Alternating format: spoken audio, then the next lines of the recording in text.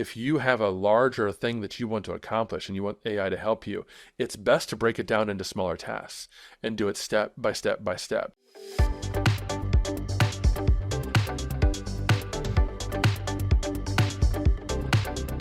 You're listening to the Content 10x podcast, where it's all about content repurposing. I'm Amy Woods, and I'm here to help you maximize your content and find smart ways to get your message in front of more of the right people, whilst also saving time.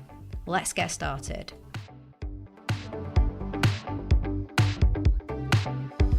Hello and welcome to the Content 10x podcast. This week I'm really excited to be chatting with Mike Allton, who has one of the coolest job titles ever because he's Chief Storyteller at Agorapulse, which is a social media management software company. As the title implies, Mike tells stories for a living, and not just the brand story, but also their customer stories and audience stories and stories from people in their industry.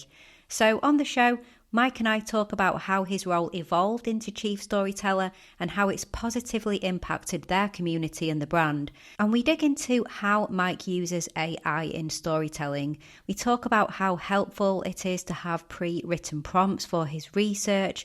We discuss why AI can be great at spotting gaps in content, and also how it helps him with his six podcasts and the worst use case for AI that Mike has seen so far. This is a great interview. Mike's a fantastic guest and we just had the best conversation. Let's dive in. Mike, welcome to the Content 10x podcast. Thanks so much, Amy. It's so good to see you, and I'm really excited for the conversation we're about to have.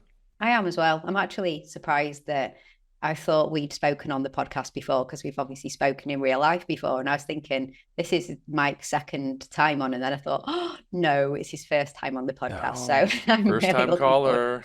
I know, exactly. Well, it's such a pleasure to have you on. I'm really looking forward to the conversation and really appreciate your time as well.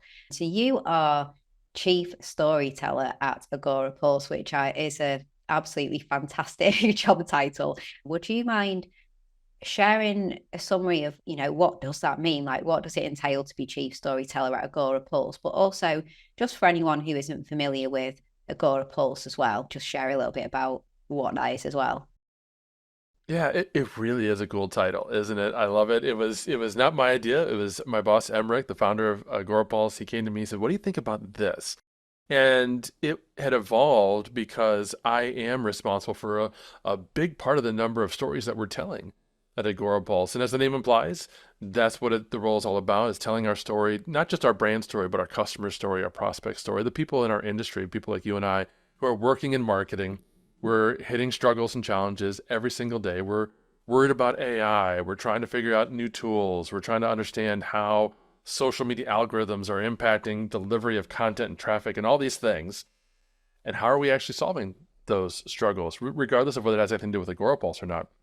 So I have a number of podcasts where I'm talking to different kinds of industries and marketers in those industries and getting them to share those stories. I'm talking to our customers, and I'm also, and this is a key part, I'm also helping the rest of the company understand what is our brand story, what does it mean when we talk about storytelling, what does a good story look like, and how do we tell those stories on a day-to-day basis so that if they're talking to customers, they can share those stories, or if they hear a great story from a customer, they can surface that to me. So what Agorapulse, what we do is we're a social media management platform. So we're helping our agency customers and our business customers make sense out of social media and actually figure out what to do on social media that actually drives real business results for themselves, right? So we're always talking to folks who have hit some challenges.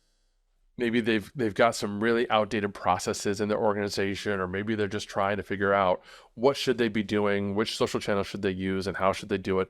And we love talking about, how did they figure out that magical combination of, we should use Instagram plus TikTok plus LinkedIn in a B2B business. Who would have thought? But sometimes that works, and we love sharing those stories.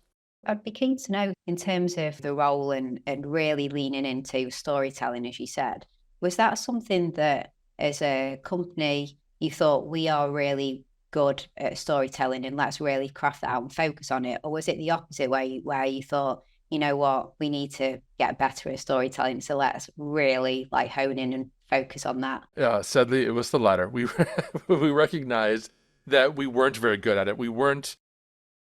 It wasn't so much that we weren't good at it, is that we weren't consistent at it. That's really probably a better way to frame where we were at 6, 12 months ago. We weren't consistently looking at the successes and the interesting stories that our customers were already doing, were already sharing with us. We've had processes in place for years where we would ask them, how are you doing? What do you think? What have you done with Agorapulse? And we get really amazing feedback, and then nothing would happen, right? It goes into a Slack channel and it dies. So we didn't have somebody specifically responsible for looking at that feedback, for looking at what our customers were accomplishing, and making sure that those really, really great and interesting stories were being surfaced. So, as an example, as a result of me being in this role and having a conversation with one of our users, she is running the digital marketing program at a university here in the Midwest United States. And so she's using Agorapulse partially to help train her students, but also as a real world exercise. They have an agency that's basically owned by the college, and the students are in that agency doing real work for businesses in the community using Agorapulse. And I'm having a conversation with her talking about, how she's using the tool, what the students are doing. And it was fascinating how without Agorapulse as a means to actually manage the work, they were at risk of losing that agency and being shut down as a department. So that was pretty cool. But then she shared this really interesting story. We were talking about AI and how we have a generative AI feature within our composer. So if you're using Agorapulse, you're going to share something to social media, you can use our AI tool to spin it, make it more professional, funny, or whatever. She has a student who isn't a native English speaker, and she was being tasked to create social media content on behalf of a real life brand who works in Kansas, is where they're located. And she was struggling to create content that was fitting with the brand's tone, which happened to be sarcasm. She just couldn't understand how to be sarcastic in English. But using the AI tool, she was able to create social posts that perfectly captured the tone and voice of the client that she wouldn't have been able to do before. That was amazing, right? And those are the kinds of stories that now that we're focused on it, and I'm having conversations every day with customers, prospects, influencers, and so on, they come to light. Sure, yeah, and it's so great to hear a story, isn't it? Because stories are just so much more memorable. You could say that as a fact, it does this, but when it's wrapped up within a story, it's a lot more memorable, isn't it? I remember when I was at a event and there was a great speaker, someone that I now know, Phil Jones, and he said, "Facts tell, stories sell." And I always remember that: facts tell, stories sell. Not even just from a commercial perspective of selling products or service, but selling an idea, isn't it? Just it sells, like the story sells, the facts tell. And I always remember that. I didn't say that to the team as well when we're creating content. But no, it's fantastic to hear, that backstory, and it's so interesting what you do it. In terms of AI, so I mentioned to you before we hit record that you recently did a great episode on the Social Pros podcast, which is something, a show we've been producing for 5 or 6 years or so now. And the team got in touch with me and said, "Oh, Mike Allton's interview on Social Pros was great. We were talking about AI and storytelling, and we should see if we should invite him onto the Content 10X podcast." And it was fascinating, and the conversation that you had about using AI in storytelling. And I'd love to talk a bit more about that. Now, the first question that I wanted to ask you is, often when we talk about AI and all the things that it can do, often what people will say is, it can state facts, and, it can do like the non-creative things and speed them up for you and things like that. But the one thing AI can't do is tell stories, because it's not a human and it hasn't lived a life and it doesn't have stories. So then it's really interesting to think, okay, but then you can use AI in storytelling. And I think you're about to tell us how. That's what I wanted to ask you. So how do you use AI in storytelling? There's actually a number of different ways, and I'm probably not going to get through all of them. One of the really fun ways, I think, is to use AI to help brainstorm, first of all, what are the kinds of stories that your audience might want to listen to? And you need to know that before you start telling stories, because if I have no interest whatsoever in farming in agriculture than you telling me a story about farm dogs and wanting to share those kinds of stories. That's probably not going to resonate with me. So you could have conversations with the AI about your target audience and try to help understand what are their dreams and aspirations and goals, and what are the kinds of stories that we might want to tell and look for. Because one of the challenges, if we're really being focused and serious about storytelling, is understanding where to get great stories and which stories to tell. Because once you start looking, there's all kinds of stories that are out there. Like I said, at Agorapulse, we have a Slack channel that's now filled with automated little snippets that come in because people are surveyed on a regular basis inside of the product using a tool, and then the tool just sends that into Slack when they respond. Every one of those is a story. Not every one of those is a story that's necessarily worth investing business time into and telling, because there's got to be something there that was going to actually resonate with the audience. So you can have that conversation. You can brainstorm back and forth with ChatGPT or Claude, or highly recommend using one of those large language models, which can have a really rich conversation and help you realize, oh, okay, these are the top 10 things that our target audience is interested in learning more about. Where can we find, or how can we craft a story that goes into that? The other way that I'll recommend is that once you've actually started to create that piece of content, whether it's a script for a video or a podcast or just an article for the blog, take that and give it to the AI. Share the whole thing with it and say, what do you think about this? What didn't we talk about in this story? Are there elements of great storytelling that we overlooked? Or are we using, in your mind, in your opinion, as the AI, the best framework for storytelling? I mean, people don't understand. There's a lot of ways that you can tell stories. Most of us are familiar with the hero's journey, where you've got an individual, a protagonist who's going through a transformation, and then they meet challenges and struggles, usually embodied by an antagonist, right? And people can turn to my favorite story, Star Wars, and Luke Skywalker and his adventures against the Empire as just the classic example of the hero's journey. But that's just one of a dozen different kinds of stories you can tell. If you really want to learn about that, I recommend Marie Rodriguez's book, Brand Storytelling. And she outlines, I think, 8 different frameworks that you can use for telling stories. And a lot of them are useful in different kinds of scenarios. If you're talking about something a customer has done, the hero's journey is usually the easiest and most appropriate. But let's say you want to share a behind the scenes look at why your business developed a certain product or service. In that instance, a hero's journey probably doesn't make a whole lot of sense. There probably isn't a hero. There probably isn't a huge, awful thing that had to happen and change and be overcome. So you might want to use a different kind of framework where you're roping in comments, opinions, stories, and individual insights from different members of the team. There's a whole different framework for that.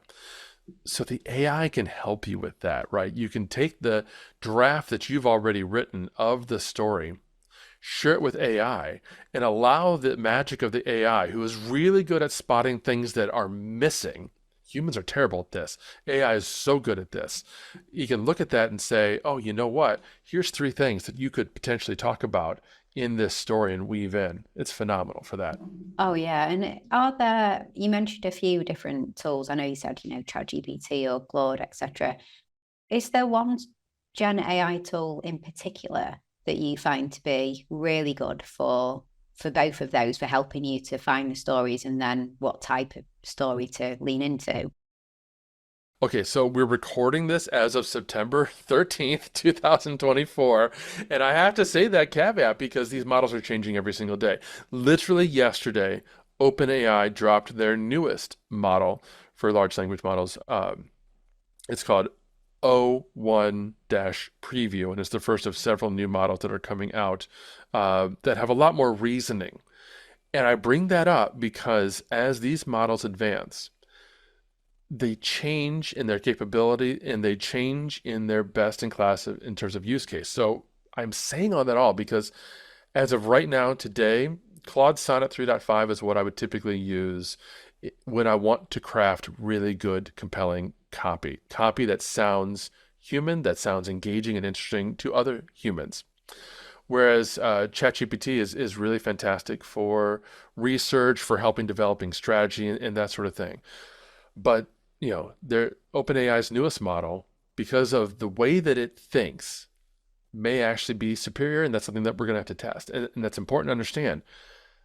The large language models prior to what was just released by OpenAI, they don't take the time to think through what they're being asked and evaluate what they're being asked against what they know to be correct. And the classic example of that is if you'd asked OpenAI's ChatGPT 4.0 to spell the word strawberry and ask it how many R's are in strawberry, it actually gets that wrong because it doesn't think through the problem. It's trained to give you an answer as fast as it humanly can, or as possibly as it can. The new models are being trained to think and evaluate. And that might actually make them to be better writers, because you and I both know when we're writing a piece of content, when we're crafting content, we don't just spill it out as fast as we can possibly type and then hit publish. Oh no, there's edits, there's revisions, sometimes painstakingly so, right? Where we rethink. I mean, those of you listening to me right now, just think about the last time you wrote an email or wrote a message into Slack. You probably reread it at least once to make sure that there weren't any typos, that it conveyed what you were trying to communicate, right? The AI models up until yesterday did not do that, but now they're going to start doing that. So I'm sorry that was a long-winded answer to the question, but these are things that are changing every day. But right now, yeah, the basic answer is I use Claude today for writing because I found in my experience, at least for the type of writing that I'm doing, it's superior. And do you find that you have really quite complicated, like prompts, quite complex prompts? So, over time, have you got some kind of cut and paste of like, you fill in the gaps, but you've got the ideal setup and scenario and everything for the prompts? Because it really is often the quality of what you put in defines the quality that comes out, isn't it? So, yeah, if you got loads of pre-written template type prompts that you work with. This is a great question because you are absolutely right. The quality of the output is dependent on the quality of the input, which means over time, you as the user of AI need to have an awareness of when a really in-depth prompt is required, of when it's okay if you just type a couple sentences and see what the AI thinks. And there's certain instances where that's going to be absolutely fine. But in many business and marketing use cases, whether we're developing a strategy for a client, whether we're working on a new custom persona, whether we're creating copy, whether it's ads or blog post copy or scripts for videos or podcasts, in those instances, typically, you're going to want to have taken the time to instruct the AI who you are, who your target audience is, and what is it exactly that you're looking to accomplish. If it's copy, what's the tone, the style, the length, all those kinds of things. You need to give the AI that up front, because otherwise, like I said before, its role is to answer your question as quickly as it possibly can and be as helpful as it can. And unless you tell it to ask you questions, it's not going to ask you questions. So if you say, write me a blog post, it will write you a blog post. Even if you don't tell it what to write you a blog post on, it will just give you a blog post. And it's obviously going to be garbage at that point. So yeah, I've got pre-created prompts. These are custom GPTs or personas. I use a tool called Magi, right, where the personas are baked in there. And I use them for researching podcast guests and doing other kinds of tasks that I'm doing on a regular basis. So if you've done something 4, 5, 6 times, and you're going to do it at least 3, 4, 5 times more, see how you can automate that. See how you can pre-document that and build that into some kind of a custom GPT, whether that's just all the information is already there for the GPT, for the AI to run through, or if there's steps. And this is another really great piece of advice. If you have a larger thing that you want to accomplish and you want AI to help you, it's best to break it down into smaller tasks and do it step by step by step. So when I'm preparing for a podcast, I have it ask me who's the guest, what's their LinkedIn, we agree on that. Then we talk about the topic for the podcast and we agree on that. And only then do we move on to things like, what questions are we going to ask? What's the custom bio that I'm going to read about the client or the interviewee, those kinds of things. Hey, just a little break from this week's episode to let you know about becoming a Content 10x Insider. If you want more content repurposing tips and advice, then why not join hundreds of business owners, marketers, and content creators who get them delivered straight to their inbox once a week by subscribing to the Content 10x newsletter. As well as tips and advice, you get industry updates, inspiring stories, exclusive content, offers, and more. You can subscribe at content10x.com/newsletter, and there's a link in the show notes too. Okay, back to this week's episode. Yeah, that's so interesting because you have 5 podcasts, don't you? And I know that would be that's quite a thing. And I was absolutely planning to dig in and ask you that question. How does AI play the role in juggling 5 podcasts? And clearly, you've already just explained one of them in terms of it's really helping you to prepare and get the bios and the questions ready and things like that. And obviously, you've already talked about how it can also take, those interviews and be letting you know where the stories are and what kind of stories to tell and things like that. What other really key aspects of what key areas do you use AI in the workflow to manage to manage so many podcasts? I imagine you've got lots of tricks, especially since I know at least one of them is specifically about AI. Seems to be learning it as you go as well. That's very true. Yeah, I'm definitely learning as we go. And in fact, just yesterday we launched podcast number 6. So now I'm on 6 total podcasts. I've got 5 for Agorapulse, and each one is focused on a very different audience. That's why we have so many. And then on my own, I've got the AI Marketing Impact podcast. And you're right, there's no way I can do all that if I hadn't brought in AI and figured out how to use that to help me. Because I used to be spending minimum 2 hours researching and preparing for each individual episode. I'd research the guest, look at what they want to talk about, come up with questions, and craft an intro. And even though I had a form and a template that I was using for each one of those steps, it was still very time consuming. So now with the custom GPT, we walk through that.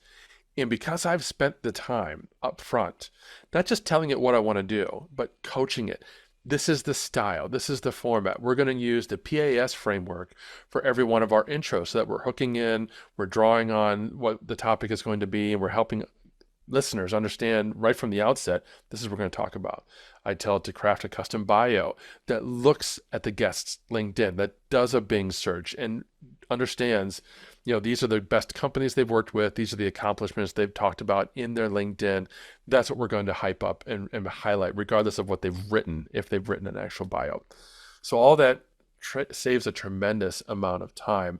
The other thing that I've started to do, though, with AI is help me take already written blog posts that I want to use on my podcast.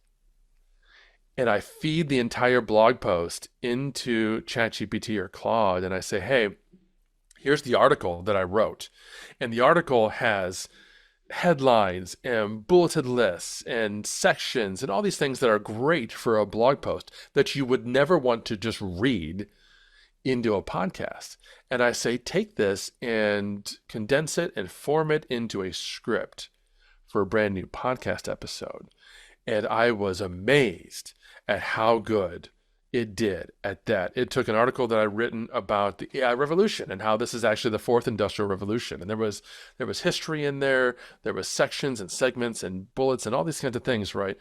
And it turned it into one beautiful prose script that I was able to simply read in one take and turn that into a new podcast episode for my podcast. That was fantastic. It was exactly what I wanted to accomplish, and it did that in seconds. It's amazing, isn't it? I mean, obviously that's got me thinking, because when we do the solo episodes of this podcast, we kind of do 3 or 4 solo than a guest.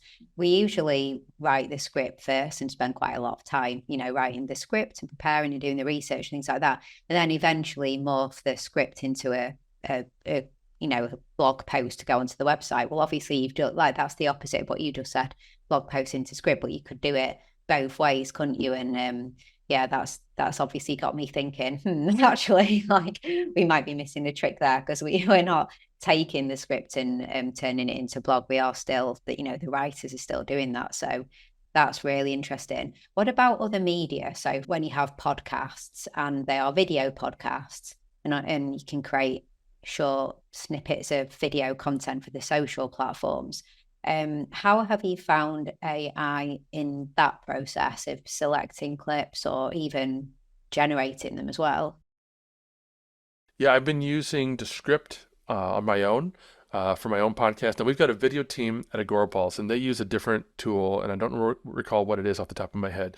They're using that tool similarly, where they're feeding the video into the tool, and they're taking recommendations from that tool on which clips to listen to. And for that team, they're producing this content that they haven't listened to. And like I said, I'm doing 5 podcasts at Agorapulse. My podcasts tend to be 30 to 45 minutes in length each. That's a lot of video to listen to try and glean out which would be the best segments for our Agorapulse audience. So the tool is saving them tremendous amounts of time by giving them 2, 3, 4 suggestions, and they just pick 1 or 2, right? And they use the tool to, create a stacked, guest above the host, vertical image with the captions embedded in the middle, and it's creating really, really great content for TikTok and YouTube Shorts and Instagram Reels and Facebook Reels, and now even LinkedIn is looking at featuring and improving or focusing on vertical content. Now on my own podcast, that is just me, and so I have a very, very limited amount of time personally to do the AI Marketing on Back podcast. I'm doing interviews, and on Saturday mornings, I'm typically spending an hour or two doing some quick edits into script, where the script is fantastic. It removes all the filler words, all the ums and the ahs. It applies studio sound using their new AI Underlord tool. Brilliant marketing naming there. Great job, guys. And so they're helping me right away with the audio. And then I simply listen, and I'm paying attention to, what are some great segments that the guest says that I know that's going to resonate with my audience.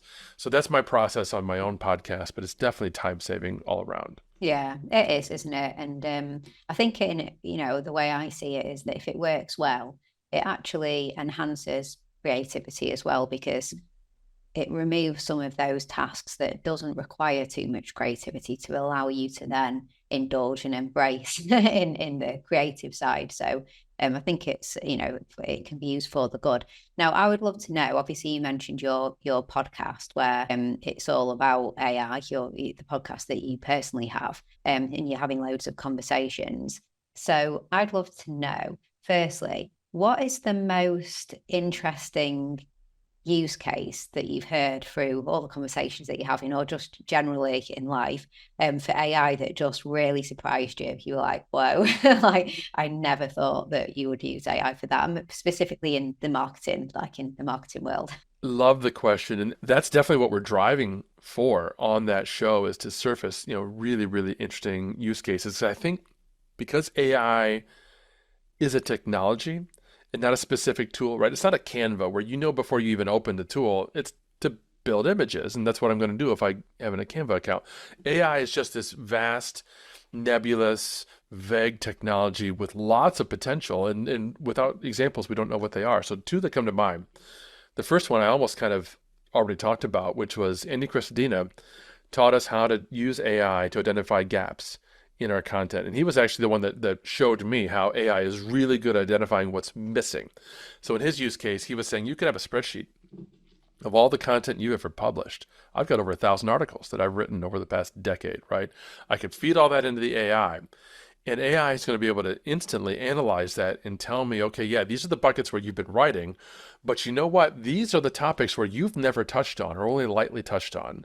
And based on what I know about your target audience, those would be really strong topics for you to talk about. A content gap analysis, something that his firm, Orbit Media, might have spent weeks doing on behalf of one of their clients. Now they can get that done within a matter of moments with AI. And to your point earlier, move on to much more important strategic analysis. Okay, great. These are the topics we should write about. What does that look like? All right, that's where you need that human involvement. The other example that was incredibly mind-blowing and fun, I had Chris Penn on the podcast, and he's been in AI for over a decade. And we were talking about my method for podcasting and everything. And he talked about how one of the best things you can do as a podcast host is ask your guest a question they've never been asked before. And this is particularly true. The more famous your guest is, the more podcast interviews they have been on, the less likely it is that you're going to ask them anything that they've never been asked before. And it's important because if you get somebody really good really experienced on your show, you don't want to ask them the same thing they've been asked 100 times, because their answer is going to be interesting, but not excited or passionate. It's really not anything that your audience couldn't have found by listening to somebody else's podcast. So he showed us live, this was unscripted on the show, how you could go to YouTube and download the videos for all the podcast interviews that this person has ever done. And then you could use AI to transcribe those interviews, feed them all into a document, feed all those documents into AI, and have the AI read every interview that they've ever done, and then ask the AI, great, now that you understand every question that Amy Woods has ever been asked on every show, what has she never been asked? That would be really interesting to my audience. And he showed us that live. He scripted it all, and he's Chris Penn is incredible. So it was mind blowing. It was obviously impressive to watch him do that on the moment, because he was right. If I'm going to interview Guy Kawasaki, I can't possibly watch every interview Guy's ever given. There are hundreds. It's thousands of hours of content. I don't have that kind of time unless that's my full-time job. And even then, I probably wouldn't still have that kind of time. But if I could bring an AI to do that, and then Guy comes on my show and I ask Guy a question he's never been asked, he's literally going to say out loud, wow, I've never been asked that before. And then he's going to deliver an incredible, incredible answer. Oh, I absolutely love that. And it's more interesting for them as a guest if they get asked things they've never been asked before, as long as they don't feel like you're trying to catch them out. You look forward to being asked something that makes you think a bit differently, and you have to have the slightly different conversations what you usually have, which is really good. And then it's interesting for the person interviewing, it's more interesting for the audience. And then you genuinely can say, when you are trying to promote the show, that tune in to hear questions that have never been asked before. And you can be fairly confident that you're right if you've gone to that amount of work to find those questions. So I absolutely love that. They're great examples. I had Christopher on the podcast, on the Content 10X podcast recently as well, a couple of months ago. And again, we dug into AI and more kind of like the intellectual property and like infringement and copyright, like duplicate content, all that kind of conversation. We had a really good conversation about that. But yeah, fantastic answer. I was also going to mention to you that we had Ian Anderson Gray, and you're friends with Ian as well, aren't you? We had Ian on talking about various things, including AI, and he shared a really great use case of Mike Russell. It was really interesting about how he has a podcast on an automatic podcast that his voice is cloned and the AI scripts it. His voice read his not his voice, the AI clone voice, and it's left on autopilot. Quite crazy. I'll have to I might have slightly said that wrong, but I think I'm pretty sure that that's exactly what Ian said. So like, it's only short episodes about AI. So it's kind of an ironic thing. It's a automatic podcast about AI done by AI. Like it's kind of, the irony's there as well. Final question then. The worst application you've heard, like where you've just thought, oh boy, like that's not great, or that's gone too far, or I don't think you're doing that right. Is there anything that you've been a bit the opposite, like a bit underwhelmed by the example? I'd have to say this hasn't come up on my show. And I guess I'd be kind of proud about that, because that means the guests that I'm bringing on this show are giving really, really interesting, good use cases. And I have to chuckle a little bit when I say this. The worst use case I've seen so far is something very similar to what you just talked about, from Ian. It was a podcast about AI that, as far as I could tell, there was no human involvement whatsoever in that.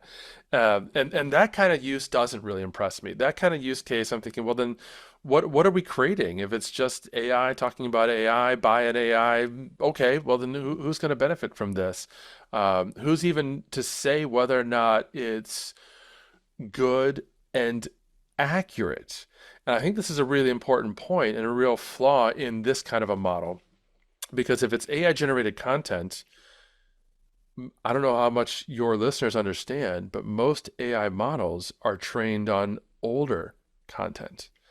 Like I said a moment ago, OpenAI just released their latest large language model, ChatGPT o1-preview. So when it came out last night, one of the first things I did was I opened ChatGPT, I changed the model to use O1 preview, and I asked it, what do you know about ChatGPT O1 preview? And after thinking about it, which it's supposed to do, it came back to me and said, I've been trained on material up until something, something 2023. I'm not familiar with that model. Perhaps you'd like to tell me more. It doesn't know. It doesn't know anything about itself, ironically. Crazy. But it proves the point. It doesn't know anything that's happened in the last 12 months because it hasn't been trained on that information. And particularly when we're talking about the advancement of artificial intelligence, anything older than 12 months ago is literally old news because, like we've already said a couple times, things are changing so quickly. So, yeah, to have any kind of content that's talking about that of anything, um, and it's all AI based and AI created and AI distributed, just seems very flawed, in my opinion. Yeah, that was exactly my response. But why? Who for? Well, like, what? How does the world benefit from that? I suppose. Like, I don't know if the world really benefits from that. So yeah, Yeah, really. it's interesting, but how do we know that it's true? And I guess the real concern for me is who's listening to that content and taking it for truth. Oh, I heard it on a podcast, as we recently heard somebody say, well, I saw it on TV. That doesn't mean it's true. That doesn't mean it's accurate. So it certainly doesn't mean we should be taking that for any kind of factual information that informs our business or marketing decisions. I agree. And then I think if you end up having a disclaimer saying, this is completely automated content and anything could be incorrect, what's the point? Again, like what, like, what's the point? Like, yeah, I think it's when it goes a little bit too far. Yeah. I think it's the blend of, being really smart and all the examples you shared of really, great time saving, smart and efficient ways to apply it as more of an assistant whilst keeping the human side and the creativity and imagination as well. Obviously, in storytelling, you're helping find stories and you're helping work out what the best type of stories and things like that. But it's still coming from a human at the end of the day with an imagination and a creative mind and things like that. And it's the blending of the both is where the magic is, really, isn't it? So Yeah, yeah, and that disclaimer that you mentioned is super important. I use AI to power a LinkedIn newsletter. So every week I feed the most recent podcast that I published into ChatGPT, and it creates a LinkedIn newsletter for me. And I even gave it the character of Clue, CLU from Tron. And so it's creating the summary and pulling out pull quotes from the guest and talking about, this is what this episode was about. And then I publish that as a LinkedIn newsletter. And I say from the outset, Clue, my artificial intelligence assistant, wrote this and it's signed off, Clue and Mike Allton, because I read it, I make sure it's okay. But it's 100% AI generated. And what's interesting is the power of LinkedIn newsletters. It's got 2,000 subscribers. So thousands of people, they're okay with seeing that AI generated summary, presumably because I was upfront from the beginning. So this is going to be an AI generated summary every week of the past week's podcast. yeah, and also it's based on the podcast, isn't it? So it's not it isn't that you asked AI to write a blog post about something and immediately it became a newsletter. It feel like because you're slotted in, quality content is slotted in at the very start because it's about the podcast and it's taking the content from the podcast. It's just kind of going further on from something already created that is quality to begin with. So there's that to work with, isn't there? Which I think makes a big difference than if it was just coming up with a few ideas and not actually based on real quality content to begin with. That's really interesting, and it's interesting that you said about the LinkedIn newsletters because I keep hearing people say that as well. So yeah, we have one for our quarterly update, but perhaps we should get a bit more on it than 4 times a year. Yeah, I think so. Yeah. Well, Mike, thank you so much for coming on the Content 10X podcast. It's been, it's been a fantastic conversation. I was really looking forward to speaking with you about all of these things, and there's so much more we could discuss, but time is up, isn't it? We've got to get back to it. You've got to get back to your 6 podcasts, haven't you? So I do. and everything else that you're storytelling at Agorapulse. We talked about the podcasts in the main personal podcasts you have. But what next step would you like listeners to take in order to, get in touch with you, or any way you would like to point them to? Well, you're right. We've covered a lot today, and there may have been one particular thing, one particular podcast or article or topic that might be of interest to you. So you can simply go to thesocialmediahat.com/connect. So thesocialmediahat.com/connect. That's my personal blog and site. And that page has all the podcasts and has all my socials. So however you want to get in touch with me, whatever it is that I said that you're like, oh, I'd like to listen to that episode with Chris Penn, you'll be able to find it on that page. If I have Chris Penn back on my podcast, I'm going to ask him a question no one's ever asked him before by following what Good you luck. just said. Yeah. Oh, well, thank you. Yeah, I'll put the links in the show notes. So anyone listening now, if you just pop into the show notes and click that link, that will take you exactly to where Mike just mentioned. So again, Mike, so generous of your time and all the information that you've shared. So thank you again for coming on the podcast. My pleasure. Thank you. This has been fun. Okay, so I hope you enjoyed that discussion, and thank you so much for tuning in. If you enjoy the Content 10x podcast, then why not hit that subscribe button on your podcast listening app of choice so that you can get updated when new episodes are released. And I'd really, really appreciate it if you could leave a review as well. That really makes a difference for the podcast. Also, please do get a copy of my book, Content 10x, More Content, Less Time, Maximum Results. It is the ultimate guide to repurposing every type of content, and it's available on Amazon in Kindle and paperback, and also in audiobook as well. And you can head to content10x.com/book to find all the other places that you can get a copy of my book. And if you would like us to do your content repurposing for you, then we offer a fully end-to-end done for you content repurposing service.